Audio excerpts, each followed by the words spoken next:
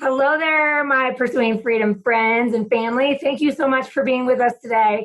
I have been so excited to introduce you guys to Shannon King for some time now. And Shannon is the founder of Island Living Homes, and she is on Oahu in Hawaii.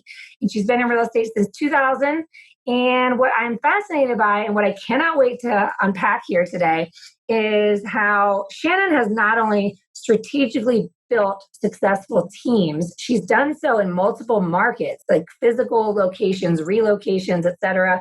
She has a really smart way of going about her business, being strategic about finding her niche, about surrounding herself with others that can focus on different niches, and just really knowing herself and her strengths, and then surrounding herself with others who complement those strengths. So with no further ado, I'm just really, really excited for Shannon to share her story. It's fascinating. So thank you so much for being with us today. Aw, thanks. Thanks for having me. Well, Shannon, we always start from the beginning. So I know you've had a 20-year career at this point, and there's a lot to cover. So why don't you just kind of share your backstory, your journey in the industry, and we'll kind of roll from there. So for me, I'm really fortunate. My aunt and uncle were in real estate and heavily involved. My aunt was one of Gary Keller's first agents in Austin, right?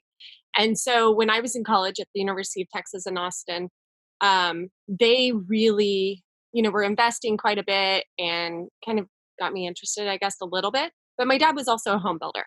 So I understood the value of finding, for me, a POS, moving into it, renovating it, and then moving on to the next POS. And I also learned really young, the value of having your roommates pay your mortgage. So for me, my goal was to be a school teacher.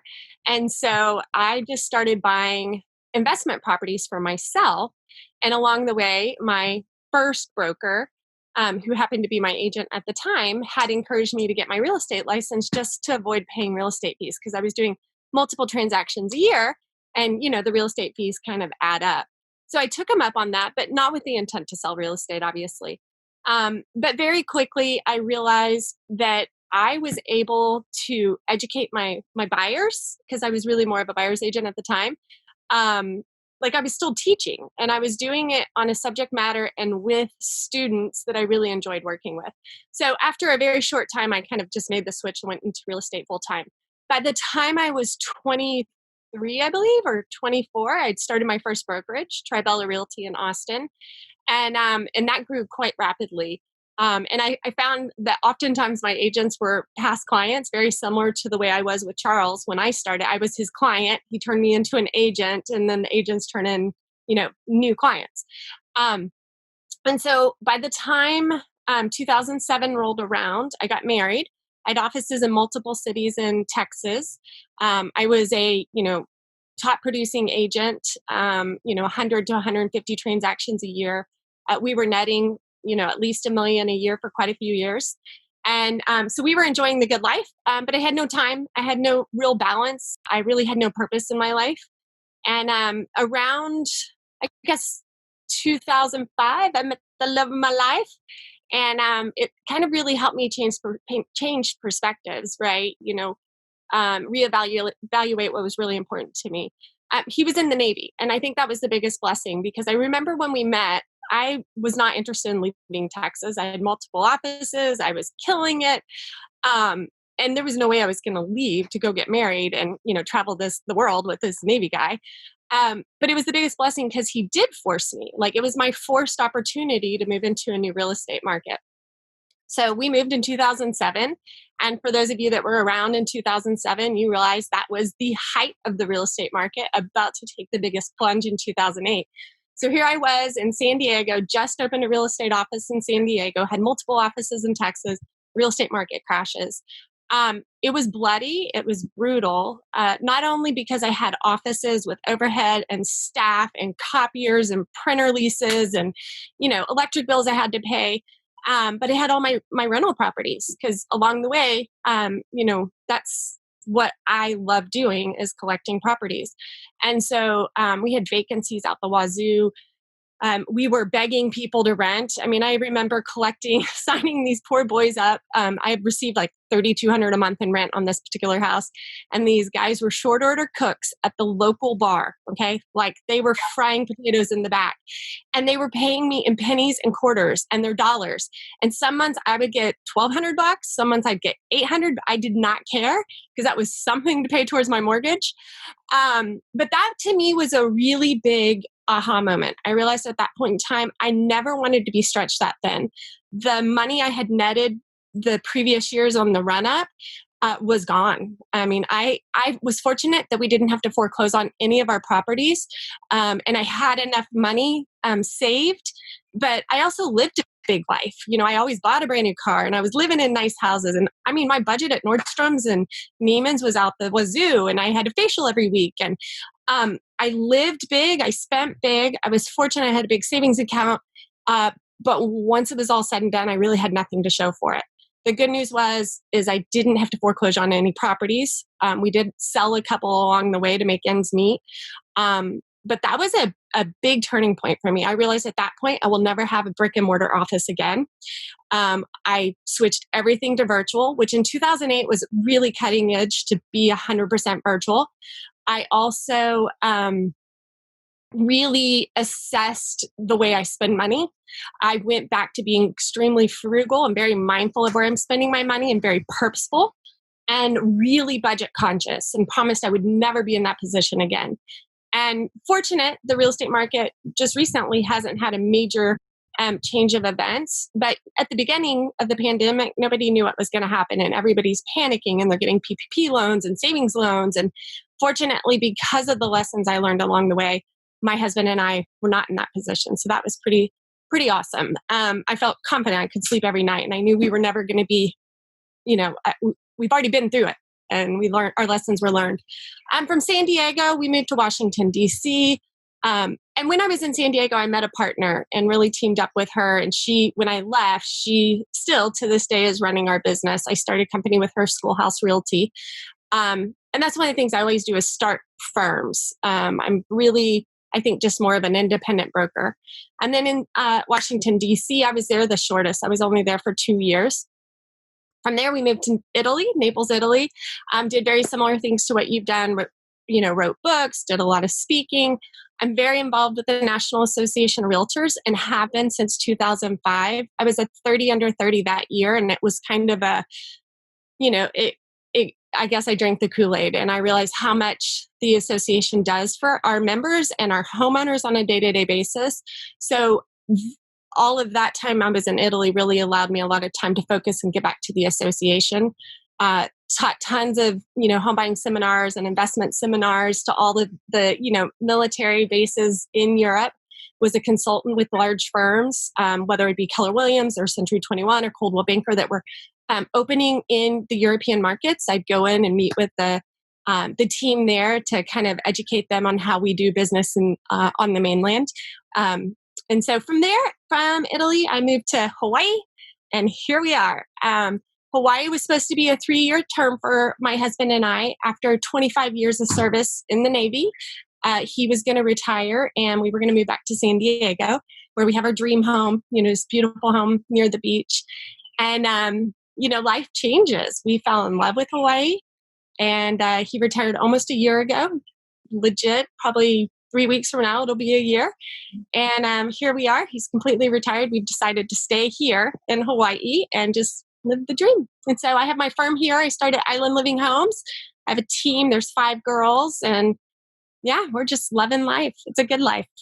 Oh my gosh, I love this. There's so much good stuff here. And the story is fascinating because I know a lot of people that I've met in my journey in this industry who would say something like, oh, I would kill to move full-time to Hawaii. I even know people that have second homes there that go there for a month at a time. And they say, but I can't because ... right? And the thing is that you're living proof that there's no such thing as can't. It's just figuring out how. Yeah. Yeah. I mean, no, really, there is no excuse to not move. If you ever, and I don't mean just moving locations, because that's a big deal. But even moving marketplaces. Let's say that your market is in XYZ neighborhood and you want to transition into this neighborhood. people all the time come up with excuses. It's easy. I mean, you just do it. It's fun. And I will say the best part about moving, and I think that gives me the biggest competitive edge, is every market I've ever sold in, they were big markets, right? Austin, San Diego, DC, even in Europe. I took the best of the best from the best agents. And then I roll into Hawaii, my new marketplace, and they're not doing it, right? Because they only know so much. Like, and it doesn't matter that we're an island. Most cities, you look at the agents you're competing with in that marketplace and you're trying to compete with them. Being exposed to so many different marketplaces and such stellar agents across the board has really allowed me to just, pilfer, is that the right word? Plagiarize, whatever it is, but just take their good stuff, the stuff that works, and use it in a different market. It's been awesome. So yeah. I want to ask you about, just from an implementation perspective. So, having done this multiple times, you show up in a brand new location where you maybe know a handful of people. I don't know how many people you know in those markets when you arrive. And now our listeners could be anyone from a brand new agent to a seasoned vet who might be feeling almost trapped by the success of their business, right? Because when you're successful, you feel tethered to that business, which makes it almost harder, right? And then if you're just trying to get your business off the ground or you're feeling stuck, then it's probably just as fascinating to the listener to think, well, I'm having a hard time in the place where I know everybody. How could I possibly do it in a brand new location? So can you kind of unpack for us a little bit, what does it look like from a just ground up? Like, I get to a new market and here's the basics of what I'm going to implement to generate business in the fastest way possible. Right. No, I think it's a great question. One thing, there's two kind of elements there. When you're leaving your old market, you have to leave it. Like, you can't hold on to it, because if you are holding on, like I did in San Diego to begin with, I was holding on to Austin. That meant I didn't have the time and energy to really dump into San Diego. I was fortunate that the market crashed and it forced me to be there. And in hindsight, I realized, oh, that's what you do. Because if you're holding on, it's not going to, and I don't care how much money you're making there, you are better served, and I will happily talk to anyone on how you set this up, but you're better served setting up with a partner a long-term pay. I still get paid on client. I left in 2007, 13 years ago. I still get paid when people buy houses and sell them. They were my original sphere of influence, and I still make money on them. But the good thing is I don't spend a lot of time, and I skip this 25% referral fee in the mail, and I make good passive income. So that's the first, is you have to be okay with letting go of the past, and you really have to be able to set up that referral strategy. But that is also the key, is that database.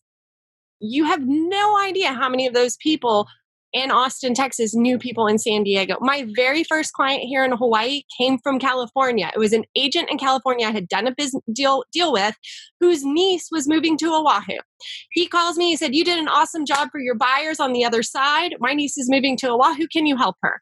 So your current sphere of business actually is going to be your number one feeder. So you need to be excited and promote the fact that you're moving. And I think that's one of the biggest things is fear. People are afraid to let go, and they don't want to tell their sphere that they're moving. Mm-hmm. But in fact, if you tell the whole world, they're going to celebrate with you, and they know how awesome you are, and they're going to feed that pipeline. So that's rule number one. The second thing is, I'm a data person. I can read numbers.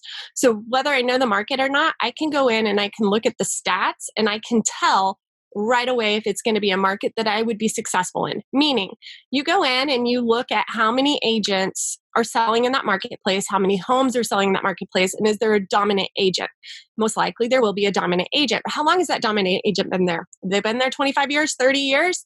Well, are they going to be retiring? Can you take over their book of business? I mean, you just have to be really strategic to know the market. And the other thing is look at the opportunities. So in the last 10 years, who are the orphan clients? So for example, you can go through and you can see there were dominant agents through the years that no longer sell. And so those clients do not have relationships, right? So you start strategically marketing to those homeowners because you know they don't have a relationship with an active agent anymore. Mm-hmm. So that's one very strategic opportunity. If you're a buyer's agent, same thing, look for the absentee owners and just start marketing to them. And I'll kind of go into the marketing there. But for me, my biggest secret I think, to success is I'm extremely strategic. I know exactly what market I want when I move into it. And that market is who I am. Okay. So where am I in my life? Do I love to play tennis? Do I love to play golf? Am I going to be at my daughter's soccer games? I mean, you name it. But you look at your current lifestyle and you build your clientele around that. I think the biggest mistake agents make is they go after markets that they're not or they don't feel comfortable in. And then it takes a long time to build up. But for me, my husband's military. And when I moved to Hawaii, it was actually the first time I've actually ever lived in a market that was really heavily, while San Diego and DC both have lots of military people, where we lived, I didn't know military people. So that wasn't my marketplace. But in Hawaii, it's very densely populated with military, especially in the town that I live in. So there was an opportunity because it's what I knew, it's what I speak. I didn't have to relearn it. From there, so after identifying who you are, identifying the opportunities, the other thing that I learned along the way from when I was selling in Texas and selling 100 houses a year or whatever, I would drive about a 2-hour radius to any appointment, right? You know, I mean, Texas is big and you want to buy a ranch, great, we'll go. I learned in San Diego, because San Diego County is about 90 miles by 30 miles. My business partner in San Diego was like, you can do that. And I was like, well, I'm going to sell as many houses a year as I can, and I'm going to follow my clients wherever they take us. So at the end of the year, she did not go east of the 5. The I-5 is probably from the ocean to the I-5 is not even a quarter of a mile wide, maybe a mile or half a mile in some places, okay? And she would not go, she'd go La Jolla up to Carlsbad, if you know the market. And that was it. And if you were east of the 5, she didn't service you. If you were beachside, she did. And basically, at the end of the year, 1 year of like kind of me being like, oh, I'm going to do the same thing, looking at our numbers, I spent all my time in the car exhausting myself. Her quality of life was so much better. And because she focused, she actually did more business than me. So for me, that was a huge turning point. And I realized I only sell my market. So my rule of thumb in Hawaii is if I can't ride my bike to your house, I'm not your agent. No joke. It is a big island. I do not want to spend time in the car. I don't like traffic. Legit. If you're not in my 2-mile circle, I am not your real estate agent. I'm happy to educate you and you can come to my seminars and I will happily refer you to somebody else on my team. But I strategically partner with people that are in other marketplaces that people might be interested in so that I don't have to service it and I still make money on it. And that gives me my life. So that's one thing, is being very strategic with that.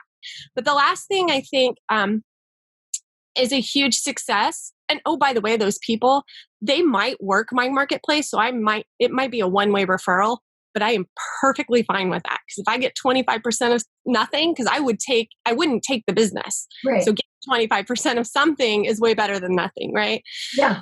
But then the other thing that I think, what I know has been my biggest point of success is building a tribe. And it's a tribe that they're the ones who are my mavens. They're out there telling everybody about me. And I'm extremely strategic about doing that. So when I move into a new marketplace, I reach out, like I pay attention and I look at the connectors, the people who know a lot of people, not necessarily the popular mover and shakers, but just who are the people that are connectors, well-connected people who are well-educated and who understand referral-based businesses. And I even look at top producing agents and who is in their sphere.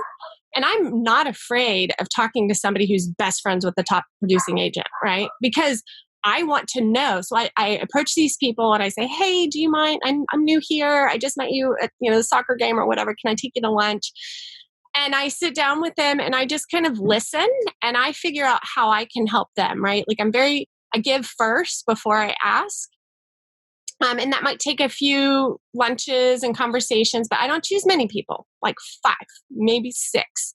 And you go on lunch date and then you're like, yeah, it's got to be natural. It's got to be a natural date, And if it doesn't work, you move on, you find your next person.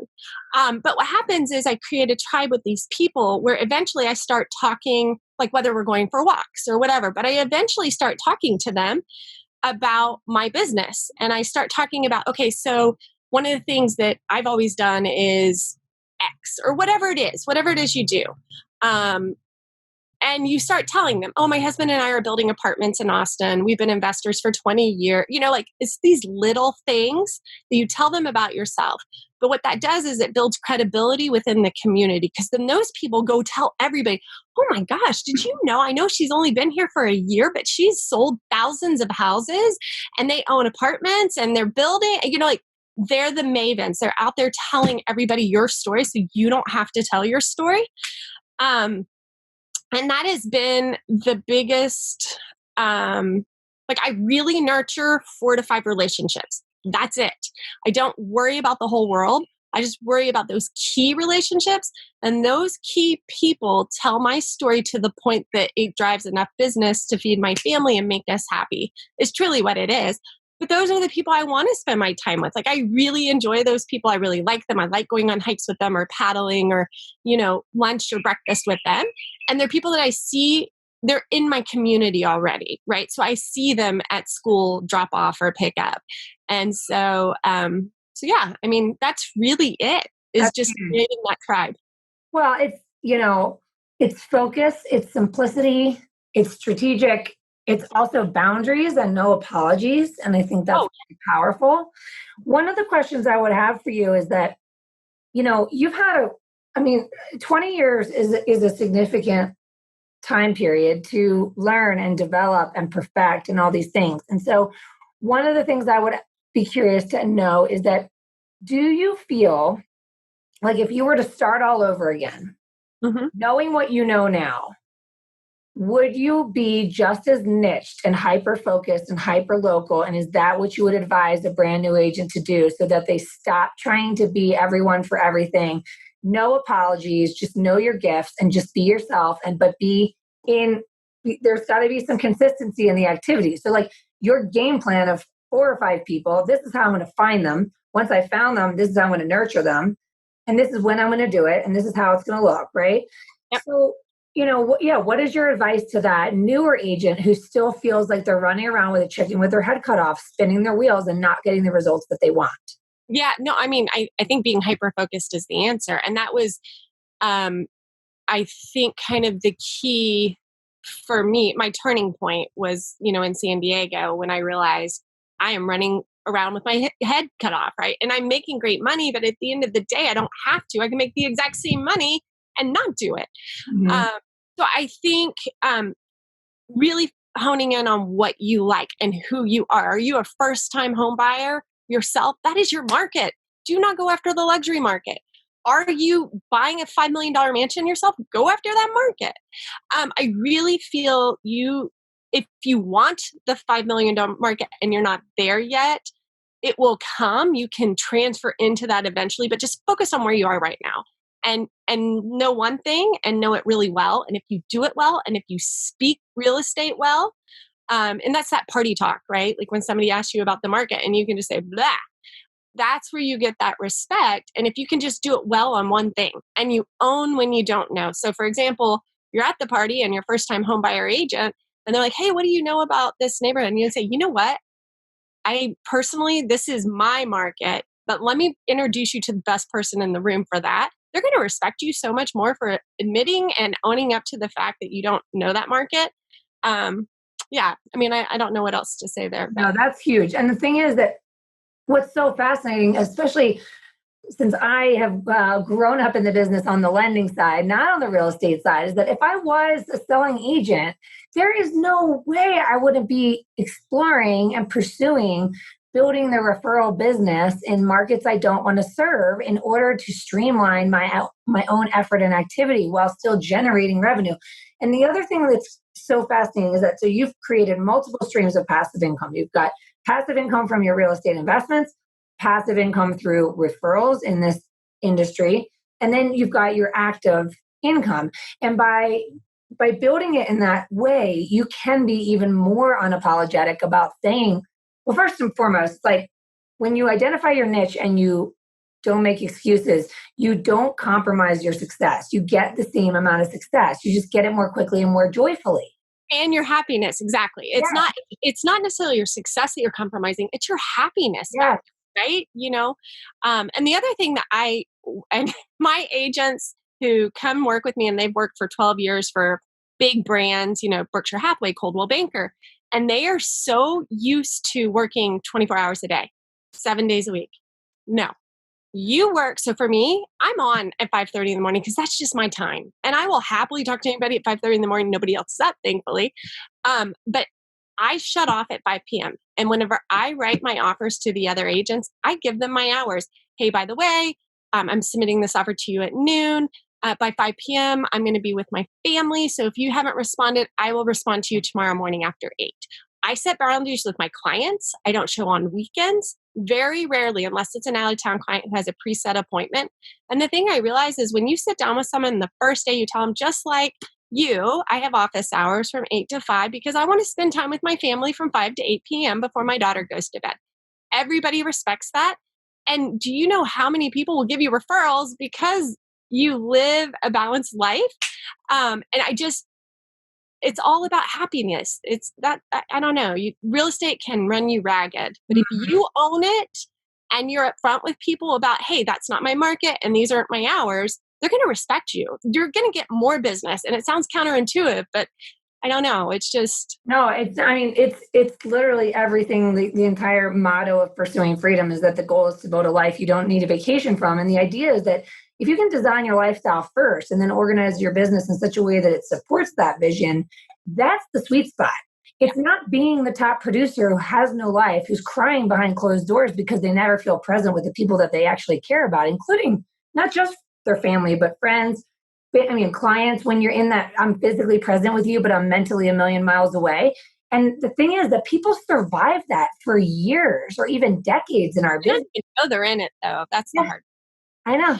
Well, I will say, on that note, though, I think it's hard. It's not an easy thing to say no, especially, but you have to say no. No is the key to your happiness, right? Is your boundaries and saying no.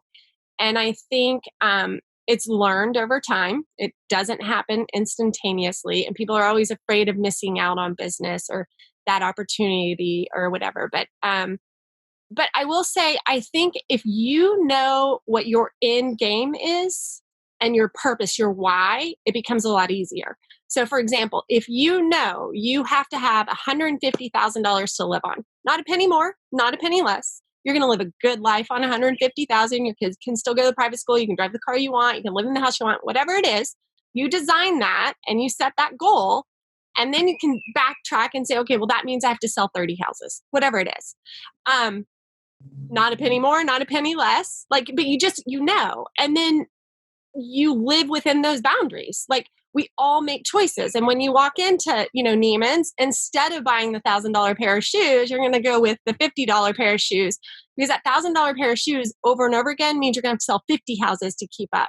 And so I think if you can be really mindful of your goals and your purpose, and you only want to sell 30 houses because you want to spend more time with your family, does that make sense? You have to live your life by design, but you have to design your life first. You have to know what it is. So for me, my husband and I, we love to travel. Sadly, this summer is going to be a little different. But every summer, June through August, we're off. We're in Europe and we travel. Period. The end. That means all of those clients, and when's the busiest season? That season. So I have to know that my life by design means I'm going to miss out on all the income. But I'm not really missing out on that income because I'm making 25% passive income while I'm drinking vino and walking the streets of, wherever. And it's a good life. And I'm okay with that.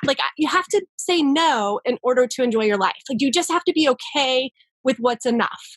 And you have to define that. So I love that. I love it so much. And I just had a conversation today about one of the guests on the podcast who is in the Denver market. And she is a very successful agent with Live Sotheby's. And since the day she got a real estate license when her boys were babies, she decided as a single mom that she would not work the summers, and she still does not. And they're probably preteens now. And until they're off, on their own, she made a choice. And that's all it is it's a choice by design that you commit to. And then by knowing exactly what it is you want, you're able to very clearly define when it's a clear yes or no. because it either fits in that plan of the decision you've made and committed to or not. And, you've said the word afraid a lot and fear. And I think that it's not just fear of like losing a deal. So many of us are caregivers at heart. So it's the fear of letting someone down. And when you operate from that fear-based compulsion to serve and serve and serve, you lose sight of who are you serving and who are you saying no to. Like if you're not serving yourself or you're not serving your family or the priorities you say you have, because you're afraid to let somebody else down, it's out of alignment with finding that true happiness. It's the whole oxygen mask on the airplane. You put yours on first and then you assist everyone else, right? And so, and I think part of that is building the team you trust. So you have to be very strategic in picking, like vacation market here in Hawaii is very big. So I have a partner on my team and all she does is vacation properties. If you're looking for your second home, that is her expertise. If you want to buy on the other side of the island, you go to this agent. So I have strategically partnered in all the markets that I know people want. I just don't want it. And I'm okay with, I trust them. I love them. Are they going to do it exactly like me? No, but that's okay. I mean, they do it well. They've done it for 12 years. And that's good. Like it just feels good to say, hey, I love you and you're going to be in great hands. And you still have that relationship. And gosh, guys, those people are going to send you more referrals because they know you only work that little 2-mile radius. So when they hear somebody that works that 2-mile radius, they're going to send them to you. They're not, they know. Yeah, that's awesome. So the last question I want to ask you, because I want to honor your time, is because we've talked a lot about, your team members and being strategic and all this. And I want to know, how do you identify talent? How do you find them? How do you, how are they encouraged to partner with you? Like, what does that look like? Because I think that's a struggle for a lot of people. Yeah. So, again, you have to be good at saying no.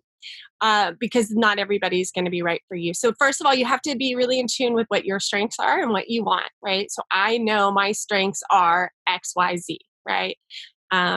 So for me, I know my strengths are military buyers. I know that my strengths are family, and I know my strength is Kailua. Okay, those are my 3 strengths. Let's just say, vacation rentals. I know nothing about them. I don't really want to know anything about them. So I go out and I find somebody, but I look at my sphere first, right? So I look around at my child's school. Are there any other agents that kind of focus on that market? Which in particular, there was an agent who was working with a different brokerage at the time. Strategic to take her to lunch. What is your broker providing you? And just kind of figure out that relationship. What is their work-life balance? And you need someone that mirrors yours. Okay.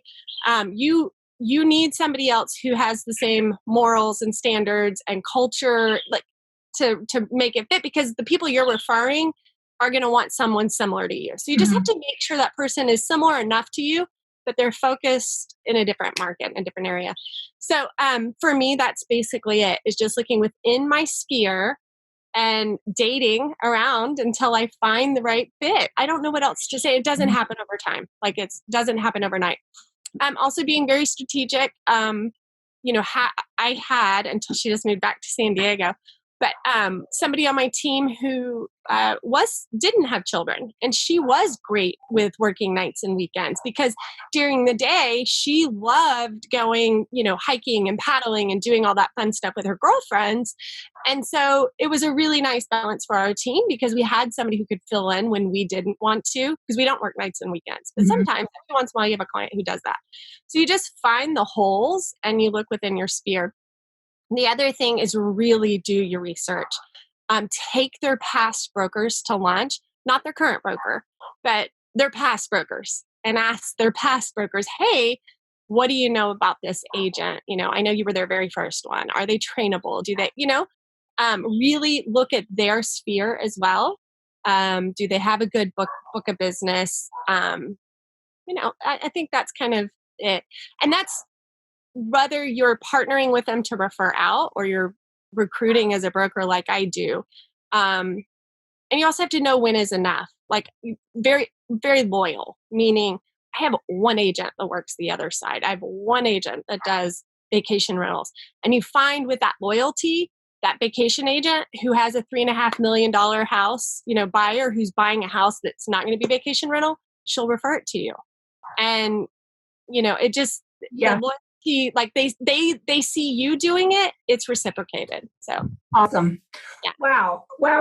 I mean, I knew I was going to really enjoy having you on the show, but I didn't realize that you were going to expose so many fundamental truths that people really need to hear and adopt and not be afraid to try on. And so I just really appreciate your honesty and transparency, but also just the way that you explain it. It sounds so simple, even though for so many it can be a challenge. So, for those of you listening, I would highly encourage that when we say goodbye, you hit play one more time and just listen to this every day until it's drilled into your head that it's okay to say no, it's okay to have boundaries, it's okay to choose happiness in life first, and know that your business can support that lifestyle vision. So, thank you so much, Shannon. And if folks want to follow you, find you, connect with you, what's the easiest way?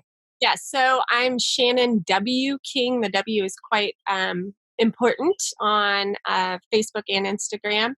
I also have a website, Shannon W. King. But really, my business, I'm much more active there. So Island Living Homes is our handle. And Shannon at islandlivinghomes.com or Shannon at shannonwking.com, whichever one, they all come to me. So that's it. All right. Well, thank you so much, Shannon. Thank you. Thanks for having me. It was fun. It was good seeing you.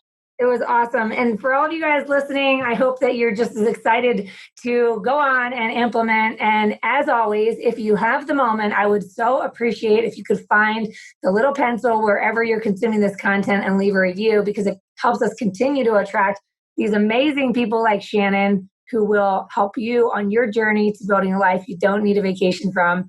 I love and appreciate you. Make it an awesome day. Yes, love you. Bye.